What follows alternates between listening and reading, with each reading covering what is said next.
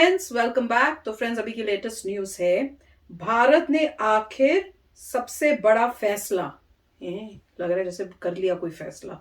देखें क्या है। तो वीडियो शूट डर डर डर भी लग रहा है सुनते हुए कि क्या होगा। तो चलो, क्योंकि बहुत टफ सिचुएशन है कि किस साइड हम इंडिया लीन करता है और उससे कोई गलत, मतलब दूसरी साइड जो है वो कैसे रिएक्ट करेगी, वही वही देख के थोड़ा वो होता है। तो चलो, सिचुएशन इंडिया के लिए बहुत टफ हो गई। मैं तो ये सोचती हूँ, ना इंडिया ने कुछ किया, ना इंडिया को कुछ उसमें लेना देना, ना कभी कुछ बोले हम, और बीच में फंस गए इंडिया कि भैया वहां से ये बोलते हैं रशिया वाले, यहाँ से यूक्रेन वाले बोलते हैं, इंडिया बेचारा न्यूट्रल होके बैठे हुए हम, पर हमें प्रॉब्लम हो रही है। तो चलो वीडियो शुरू करते हैं। वीडियो शुरू करने से पहले अगर आप चैनल पर नए हो और आपने अभी तक सब्सक्राइब नहीं किया तो जल्दी से पहले सब्सक्राइब के बटन और बेल आइकन को क्लिक कर लो, ताकि आपको हमारे सारे न्यू वीडियोस का नोटिफिकेशन मिल जाए जैसे हम अपलोड करें। अगर आपको वीडियो पसंद आता है प्लीज लाइक एंड शेयर। चलिए शुरू करते हैं। नमस्कार दोस्तों, स्वागत है आपका हिंदी नॉलेज शो में। तो दोस्तों, आप सभी लोग जानते हैं कि रूस यूक्रेन विवाद को लेकर इस समय सारे पश्चिमी देश और अमेरिका जबरदस्त प्रतिबंध लगा रहे हैं रूस पर। और सबकी प्लानिंग ये है कि किसी भी तरीके से रूस का जो मेन इनकम ऑफ सोर्स है, जैसे कि तेल बेचना और हथियार बेचना, इन दोनों की जो मार्केट है उसे तोड़ कर रख दिया जाए। और आप सभी जानते हैं कि इन प्रयासों से भारत को बहुत ज़्यादा नुकसान होने की संभावना है, क्योंकि भारत के करीबन 70% हथियार आज की तारीख में रूसी है। तो इसी को लेकर आज भारत ने बहुत ज़्यादा बड़ा फैसला लिया है।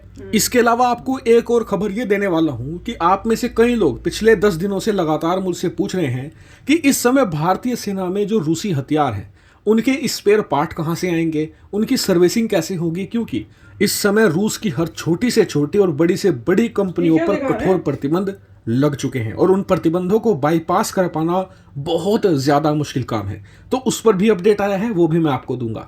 तो चलिए बिना टाइम वेस्ट के वीडियो को शुरू करते हैं और जानते हैं अपनी इन दोनों खबरों को बहुत ही डिटेल से। लेकिन उससे पहले आपको बता दो कि मेरी थोड़ी आवाज़ आपको अलग लग रही होगी। इसका कारण है कि गला थोड़ा ख़राब है, इसलिए आज के लिए प्लीज़ एडजस्ट कर लेना। तो सबसे पहले खबर ये जानते हैं कि आपका सवाल था कि भारतीय सेना में इस समय जो रूसी हथियार हैं, जो नए भी हैं और पुराने भी हैं, उनके स्पेयर पार्ट की ज़रूरत पड़ती है, उनकी सर्विसिंग की ज़रूरत पड़ती है, उन पर क्या स्टेटस है। तो इस पर सरकार की तरफ से ये कहा गया है कि जितने भी रूसी हथियार इस समय भारतीय सेना में शामिल हैं उन्हें किसी भी प्रकार के स्पेयर पार्ट की जरूरत नहीं पड़ने वाली, क्योंकि रूस यूक्रेन विवाद को भारत सरकार ने बहुत पहले ही भांप लिया था और अपना जो भी स्टॉक था उसे समय से पहले ही फुलफिल कर लिया था। इसके अलावा सर्विसिंग का भी मुद्दा आने वाले 6 महीनों तक नहीं होने वाला। ऐसे में आप लोग निश्चित हो जाइए, इस समय जो भी रूसी हथियार है, जो भारतीय सेना की ताकत है, उस पर कोई भी फर्क नहीं पड़ने वाला है। लेकिन अब आ जाते हैं मोस्ट इंपोर्टेंट और अपनी मेन खबर पर। तो दोस्तों, खबर कुछ ऐसी है कि भारत सरकार ने हाल ही में रूसी कंपनियों को जो कॉन्ट्रैक्ट दिए थे या आने वाले समय में दिए जाने थे, जिनके तहत हम रूस से नए हथियार खरीदते, उन कॉन्ट्रैक्ट की दोबारा फिर से री एग्जामिनेशन शुरू कर दी गई है। इसका क्या मतलब है?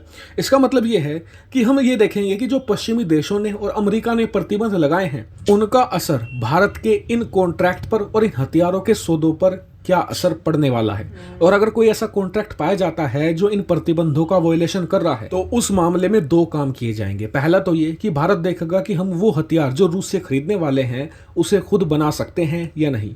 अगर बाई चांस ऐसा लगता है कि हम वो हथियार नहीं बना सकते, तो इस कॉन्ट्रैक्ट को होल्ड पर रखा जाएगा और उसके बाद पश्चिमी देशों से और अमेरिका से हम उस हथियार की डील पर वेवर लेने की कोशिश करेंगे, जिससे कि भारत पर प्रतिबंध ना लगे। हालांकि मुझे पता है कई लोगों का ये विचार होगा कि हमें अमेरिका, पश्चिमी देशों की परवाह नहीं करनी चाहिए और रूस से हथियार खरीदने चाहिए। तो देखिए, भारत के लिए जरूरी इस समय ये है कि हम रूस, पश्चिमी देश और अमेरिका को साथ लेकर चले, क्योंकि आप याद रखिए हमारा असली टारगेट चीन है और चीन को काउंटर करने के लिए हमें अमेरिका और पश्चिमी देशों की बहुत ही ज्यादा जरूरत पड़ने वाली है। वहीं रूस हमारा पुराना साथी रहा है, तो हमें सबको साथ लेकर एक साथ चलना है। हालांकि इस पॉलिसी पर आपका विचार कुछ और हो सकता है, कमेंट करके मुझे जरूर बताइएगा। फिलहाल इस वीडियो में इतना ही। Thank you very much for watching video.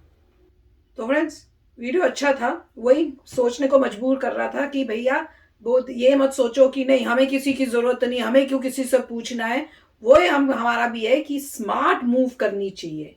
India ने बहुत स्मार्टली एक्ट करना चाहिए और इंडिया कर रहा है। अभी तक जितना स्मार्टली इंडिया ने एक्ट किया ना, मुझे नहीं लगता किसी और कंट्री ने इतना स्मार्टली मूव किया है। सब मतलब अक्कड़ में या कुछ उस टाइप से, पर इंडिया बहुत सोच सोच के हर काम कर रहा है। और उसी वजह से ये है कि इंडिया की इतनी इंपॉर्टेंस हो रही है आज के टाइम में कि दोनों साइड के लोग कोशिश करें हाई किसी तरह इंडिया हमारी साइड आ जाए। पर इंडिया को बहुत स्मार्ट मूव करनी चाहिए, सबको लेके चलना चाहिए और इस वे से लेके चलना चाहिए ताकि इंडिया जो है वो और स्ट्रॉन्ग और सुपर पावर बन सके।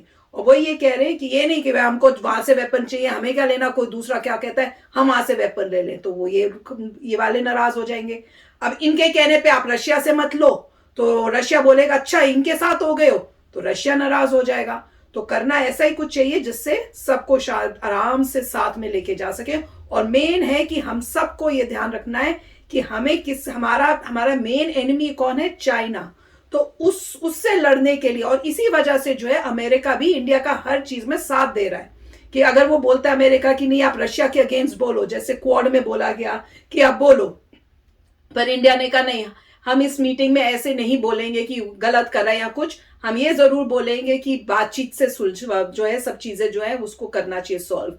तो ये सब चीजों पे अमेरिका क्यों साथ दे रहा है, क्योंकि अमेरिका को भी पता है कि हमारा रियल एनिमी अब इवेंचुअली कौन है, चाइना है। तो अगर हमने उसको नहीं किया तो इंडिया के लिए भी प्रॉब्लम है, अमेरिका के लिए भी प्रॉब्लम है और रशिया के लिए भी होगी, क्योंकि इवेंचुअली चाइना रशिया के ऊपर हावी हो जाएगा। जैसे वो देख रहा है ना ग्रैब करने के लिए कि भैया यहाँ पे अब जो गैप्स भरे हुए हैं, कंपनीज चली गई, मैं जल्दी से यहाँ से मार्केट ये इधर ग्रैब करूं, तो चाइना तो हर जगह पे फायदा बस देखेगा अपना। तो काफी अच्छा वीडियो था, सोचने को कह रहा है। बहुत अच्छे। ये नहीं कह सकते कि चाइना एनिमी वगैरह, तो शार्प वर्ड्स है, मैं कहूंगा कंपटीशन जबरदस्त चाइना से है। हाँ तो एनिमी इसलिए क्योंकि हमारे बॉर्डर पे आके हमारी लेने की कोशिश कर रहा है यार। कंपटीशन जबरदस्त चाइना से, अगर आप ज्यादा स्ट्रांग है तो कोई भी आपकी कोई चीज नहीं ले पाएगा। तो कंपटीशन है, आपको स्ट्रांग बनना है।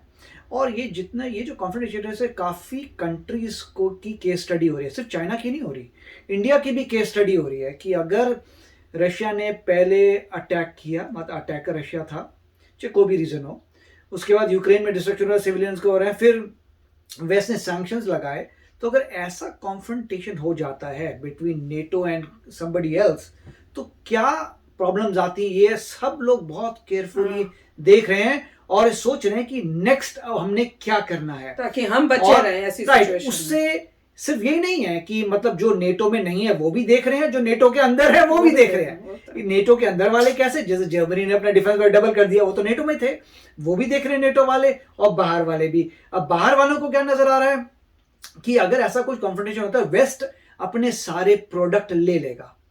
सारे प्रोडक्ट का मतलब क्या है, गूगल चला जाएगा, यूट्यूब चली जाएगी, वीजा मास्टर कार्ड चले जाएगा, विंडोज का ऑपरेटिंग सिस्टम चला जाएगा, एप्पल का चले जाएगा, फिर आपको लिनक्स होगा, लिनक्स स्टोर भी लेके चले जाए, अल्टीमेटली बचेगा क्या, राइट? मतलब बहुत ही, अगर ऐसे आपस में पूरा वर्ल्ड लड़ने लग जाए तो साधारण इंसान का लॉस हुआ, राइट? आपस में लड़े जा रहे हैं, तो मेरे ख्याल से लड़ना पड़ना is not a good thing, बिल्कुल नहीं होना चाहिए। लोगों को स्ट्रेटेजिकली देखना चाहिए कि भैया किसी पे ऐसे फाइट मत करो, जाओ बातचीत करो, उससे प्रॉब्लम सॉल्व करो। अगर तुम्हें सॉफ्ट पावर है, अपनी सॉफ्ट पावर लगाओ, दिमाग लगाओ, उससे प्रॉब्लम सॉल्व करो। हाथापाई से अच्छी बात नहीं, उससे पूरे वर्ल्ड का डिस्ट्रप्शन हो रहा है। अब सब लोगों की पेट्रोल की प्राइसेस बढ़ रही हैं, यहाँ पर भी बढ़ रही हैं, इंडिया में भी बढ़ रही हैं ना। इंडिया ने मतलब पंगा क्रिएट किया, इंडिया की प्राइसेस बढ़ रही हैं। यहाँ पे हम लोग साधारण सा ना, हमारी गैस प्राइसेस बढ़ रही हैं। तो हर एक को, पूरे वर्ल्ड के हर बंदे को इम्पैक्ट आ रहा है नेगेटिव इन चीजों की वजह से। तो रशिया के लोगों को बहुत आ रहा है, वो देखो के चीजों के पास उनको तो सबसे ज्यादा इम्पैक्ट, उनके पास कंप्यूटर्स नहीं बचेंगे काम करने के लिए, मतलब बड़ी तकलीफ होने वाली है हर बंदे को, राइट? तो यही मेरा होप है कि ये वॉर खत्म हो, शांति से लोग सोचे बैठे और सॉल्व करें इस प्रॉब्लम को। और दूसरा ये याद रखें, चाइना से मेन कंपटीशन है हमारा, वही है, रशिया से कुछ नहीं है। आपको मेन चाइना को काउंटर करने के लिए जो करना है करिए। अच्छा वीडियो था। यस फ्रेंड्स, आप भी शेयर करना अपने थॉट्स। चलते हैं, मिलेंगे नेक्स्ट वीडियो में बहुत ही जल्द। Till then take care and bye bye. तो अगर आप मेरे इस चैनल पे नए हो तो जल्दी से सब्सक्राइब के बटन को हिट करो और बेल आइकन को क्लिक करो, ताकि आपको मेरा जब नया वीडियो मैं लगाऊं आपको उसके बारे में जल्दी से पता चल जाए।